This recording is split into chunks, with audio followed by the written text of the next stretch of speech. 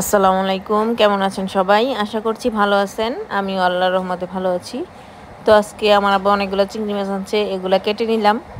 তো এদিকে হচ্ছে খুবই মজাদার এই গরমের মধ্যে ডাঁটা আলু দিয়ে চিংড়ি মাছ দিয়ে রান্না করা হবে।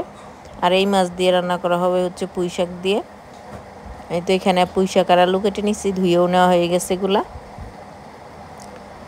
তো এই তো এদিকে এখন আমি ইয়া থেকে নিয়ে আসছিলাম, কি বলে জানি এটাকে, কাস্টার্ড অ্যাপেল।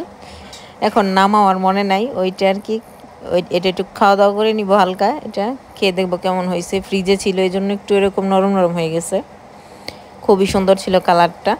তো এখন দুপুরে রান্না বান্না শুরু করে দিব। আমি একে একে সব কিছু চুলার কাছে নিয়ে আসতেছি,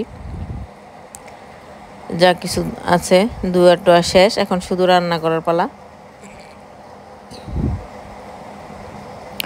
আর এদিকে নুসাইবার আর আমার আব্বা যাচ্ছে হচ্ছে আমার দাদার বাড়িতে।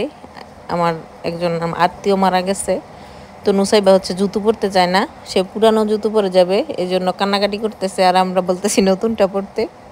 তো তারপর তারা চলে গেছে। এদিকে আমি রান্না বান্না বসাই দিছি। এখানে হচ্ছে ডাঁটা আলু চিংড়ি মাছ দিয়ে এটা রান্না হয়ে গেছে, সেটা উঠাই নিয়েছি। খুবই সুন্দর হয়েছে দেখতেও এবং খেতেও মাশাআল্লাহ অনেক মজা হয়েছে। তো এখন হচ্ছে ইয়া করে নিব, বাকি রান্না করে নিব। আর এখানে মন্টু ঘুমাচ্ছে, দেখতে পাচ্ছেন কি কিউট করে।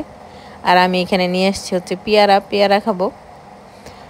তো বিট লবণও নিয়ে নিছি সাথে, বিট লবণ দিয়ে খেলে আরও বেশি মজা লাগে। তো এখানে ছুলে তারপর আমি খেয়ে নিব এটা। আর আজকে মায়া রান্না করতেছে।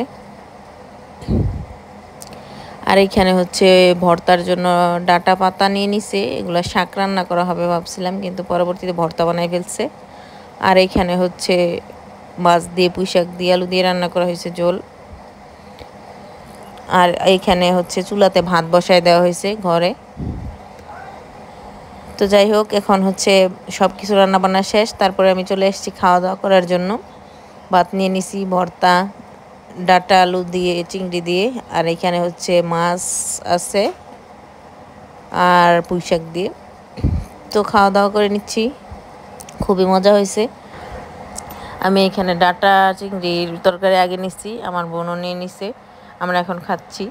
তো যাই হোক, এই তরকারিটা তো আপনাদেরকে বললামই, খুবই মজা হয়েছে। এখন নিয়ে নিব হচ্ছে পুঁই শাক নিয়ে দেখেন কি একটা মাখা দিছি, খুবই ইয়ামি হয়েছে খেতে, আমার বোনও খাচ্ছে এইভাবে। তো আজকের ভিডিও পর্যন্তই, সবাই ভালো থাকবেন। আসসালামু আলাইকুম।